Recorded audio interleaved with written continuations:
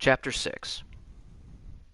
Cainhurst Castle, the Executioners, and Queen Annalise. Quote, Once, a scholar betrayed his fellows at Bergenworth, and brought forbidden blood back with him to Cainhurst Castle. It was there that the first of the inhuman Vilebloods was born. The Vilebloods are fiendish creatures who threaten the purity of the Church's blood healing. The ruler of the Vilebloods is still alive today, and so, to honor my master's wishes, I search for the path to Cainhurst Castle. End quote. From Alfred, Vileblood Hunter. If you're like me, you were excited the very moment the stagecoach pulled up to greet you at Hemwick. The journey to Cainhurst Castle and the exploration of the new area provides a nice breath of fresh air and a pleasant interruption in Bloodborne, in which we are shown a whole new area with a whole new mystery. Cainhurst is an area unlike any other in Bloodborne. To be perfectly honest, it doesn't really fit in, does it? A forsaken castle ruled by an undead queen. The weeping ghosts of murdered women wandering haunted chambers. Man-eating gargoyles lying in wait to ambush unsuspecting prey. Really, the area would fit much more into Demon's Souls than it does into Bloodborne. Cainhurst is so unlike any other area in Bloodborne, even from a gameplay perspective. After all, Cainhurst is the only area in the game that offers a Dark Souls-style covenant for the player to join. So to get to the bottom of the mystery of Castle Cainhurst, let's start by taking a look at Cainhurst itself. What we know about it, what we can glean, and what monsters wander its halls. For starters, I will use only information and evidence that can be found inside of the game. I will save my personal interpretations and beliefs for the end, so that you can make up your own mind about the evidence presented. While in Yharnam blood is an object of worship, in Cainhurst blood is an object of desire. The nobles of Cainhurst were elitist and aristocratic, enjoying form and elegance over strength and functionality. As described in the Knights set, quote, Attire of the Knights of Cainhurst, a regal piece graced by intricate goldwork. The Cainhurst way is a mix of nostalgia and bombast. They take great pride in the blood-stained corpses of beasts that they leave behind, confident that they will stand as examples of decadent art. In Cainhurst, your status at court is everything. The closer you are to the queen, the more important you are. The further away you are, the less you matter. The Blood Rapture rune, quote, This rune resonates with servants of the queen, carrier of the child of blood, who yearn for their queen's blood with little hope of requitement. For them, they find solace in blood rapture, that serves as a surrogate for their desires. End quote. The highest of honors in Cainhurst was to be named a Vileblood, one of the elite inner circle of Queen Annalise. As evidenced by the ritual Queen Annalise makes the player perform should they choose to become a Vileblood, the Vilebloods imbibed in the Queen's blood. While Yharnamites share blood through injection and transfusion, the nobles of Cainhurst seemed to drink it directly from the source, as Queen Annalise extends her wrist to the hunter. The Vilebloods were the elite guard of the Queen, and would travel out to hunt for her, bringing tribute back to her in the form of blood dregs. We will explore the Vilebloods and Queen Annalise further in a later section, but for now let's focus on the lesser important figures in Cainhurst and what information we can gather from them. Quote, The old nobles, long-time imbibers of blood, are no strangers to the sanguine plague, and the disposal of beasts was a discreet task left to their servants, or knights, as they were called, for the sake of appearances. End quote. From the Writer Palash. While there are beasts in Cainhurst, they are much different from the beasts of Yarnham. There is no sign of lycanthropy, the main symptom of the condition we refer to as the scourge of the beast, anywhere to be found in Cainhurst. Instead, the beasts of Cainhurst are twisted, malformed things that drain the blood from the ground. The official description of the blood lickers reads, quote, "With no host left to defend Cainhurst Castle from the beastly siege, these deadly, vile creatures prowl the grounds, gorging themselves on the tainted fluid of the fallen." End quote. Indeed, the bloodlickers seem far more interested in draining blood from corpses than they are of the player-hunter. Unlike Yarnham's beasts which rip and tear flesh to shreds in pure rage, the bloodlickers move quietly from corpse to corpse, drinking. We have here an example of a very different kind of beast, one wholly unlike the beasts of Yarnham. Yarnham beasts, we know, are the result of individuals succumbing to the tainted blood of the great ones, infected thanks to the use of blood ministration. The bloodlickers, infested with vermin, must have a different origin. Let us recall what Alfred says about Cainhurst. Quote, "Once a scholar betrayed his fellows at Bergenworth and brought forbidden blood back with him to Castle Cainhurst." End quote. Whatever blood was brought to Cainhurst, it was most certainly not the blood of the great ones. It was something different, forbidden, impure. The introduction of this forbidden blood led to a new mission by the then burgeoning healing church and the formation of the executioners. Quote, "In his time, Master Logarius led his executioners into Cainhurst Castle to cleanse it of the vile blood. But all did not go well, and Master Logarius became a blessed anchor, guarding us from evil. Tragic, tragic time. That Master Logarius should be abandoned in the accursed domain of the vile bloods. I must free him, so that he may be properly honored in martyrdom." End quote. From Alfred, Vile Blood Hunter. Little is known of the executioners. They were a group of hunters who, led by a man named Logarius, traveled to Cainhurst and battled the vile bloods. It would seem the executioners existed in the very early days of the healing church, back when the church was still operating mostly in secrecy.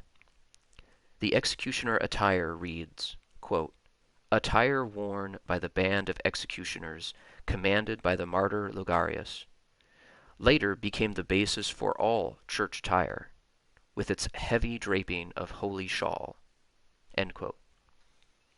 This would seem to suggest that the executioners were the first case of an organized group of the church operating in the open, as before then there was no section of the church wearing their familiar uniform. What this means of Alfred is unknown. He claims to be a simple hunter. Perhaps he simply sought to emulate the teachings of Logarius. He certainly has a great deal of veneration for Logarius, his entire mission being to complete Logarius's mission once and for all, to elevate him to true martyrdom. Whatever Alfred's motivations behind following the path of the executioner, we know that the executioners of old did battle against the Cainhurst vile bloods. From the accounts we have access to, it was not a close battle. Logarius's wheel describes itself as being, quote, "used to slaughter the vile bloods in Cainhurst, bathed in pools of their blood, and forever steeped in their ire." End quote. Slaughter is the key word here. The nobles of Cainhurst were systematically executed. The vile bloods were bludgeoned to death by the mighty wheels of Logarius. For all their elegance and beauty, the Cainhurst vile bloods were no match for the fury of the executioners. But there was one vile blood who could not be slain, and this brings us to the final topic of our current analysis. Quote, "I am Annalise, Queen of Castle Cainhurst, ruler of the vile bloods, and sworn enemy of the church." End quote. Annalise is a very strange figure in Bloodborne, and, like I mentioned earlier, doesn't really seem to fit. She is most assuredly something far more than simply human. In fact, the queen is immortal. There is no way to kill her. Even Alfred, who rips her limb from limb, smashes her into pulp, tears out her organs, smears her against the floor, and leaves her nothing more than a pile of blood and meat, fails to kill her. Indeed, she is left simply writhing eerily. Quote, "What good's your immortality now? Try stirring up trouble in this sorry state, all mangled and twisted, with every inside on the outside for all the world to see." End quote. From Alfred. The queenly flesh, a chunk of meat the player can retrieve from her remains, reads, quote, "This pinkish lump of flesh remains warm, as if cursed. All hail the undying queen of blood." End quote. Annalise is never dead. Her consciousness remains inside of the meat, and can be used to repair her. Indeed, Annalise can even be restored from her mangled state if the hunter brings the queenly flesh to the corpse in the altar of despair. But Annalise is not unique in this. She is not the only immortal queen in Bloodborne.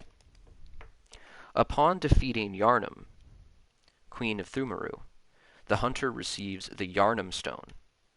It appears to be a meaty, organic remains, and even has the faint outline of a fetus within it. The Yharnam stone reads, quote, "The queen lies dead, but her horrific consciousness is only asleep, and it stirs in unsettling motions." End quote. What follows is purely my own interpretation and belief based on the evidence I have gathered. Do not consider any of this as solid fact. Instead, use it as my interpretation, so that you can gather your own beliefs. In the depths of ancient Thumaru, the Byrgenwerth scholars studied and researched the old blood of the Great Ones. However, the scholars found much more than the Great Ones. They found those who had once worshipped them, the Thumerians. It's not exactly clear if they directly located Yharnam, or if they simply gathered blood samples from the Thumerians themselves. However, it's most likely that some of Yharnam's blood was recovered and researched. The old blood, while to be feared, was not forbidden. It seems strange that the scholars, seekers of truth, would label anything as forbidden. Yharnam's blood must have been so tainted, so vile and impure, that it was not to be toyed with. Perhaps this blood was teeming with vermin, the source of the Thumerians' seemingly magical abilities. Yharnam's mastery over blood is unlike anything seen in Bloodborne. During the battle against her, she seems to teleport, spray blood from her fingertips, and summons blades in the air of pure blood. Yharnam also appears to be able to project herself from her prison in Thumaru, appearing in both the Nightmare of Mensis and the Moonside Lake. Neither human nor Great One, Yharnam is some twisted, impure mix of the two, possibly as a result of her impregnation by Odin, the formless Great One of blood. One scholar, however, betrayed their fellows. This may have been Maria. We already know that Maria was of Cainhurst descent.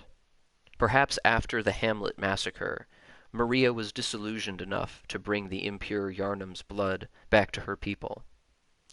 However, it doesn't really seem to fit, as Maria is associated with the early Healing Church. The Healing Church most assuredly fears the blood of Yharnam, and even labels her blood as forbidden as well. The blood of Ariana's description reads, quote, "A member of the old Healing Church would know that her blood is similar indeed to precisely what was once forbidden." End quote. Ariana even wears a Cainhurst dress, furthering the connection between the two figures. Perhaps the scholar who brought the forbidden blood to Cainhurst was just an unnamed scholar, or perhaps it was Maria, or even the Bloody Crow. Either way, Yarnum's tainted blood made its way to Cainhurst Castle. Queen Annalise imbibed in the tainted, vermin-riddled, forbidden blood of Yarnum, becoming first of the vile bloods. But Annalise was not satisfied with the simple transformation that followed. She sought an heir, a child of blood. Annalise believed that through the mass consumption of powerful blood, she would be able to impregnate herself and give birth to the child of blood, and so she created the vile bloods.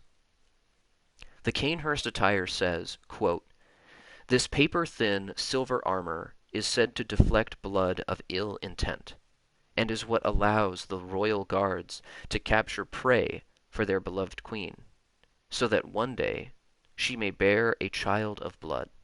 End quote.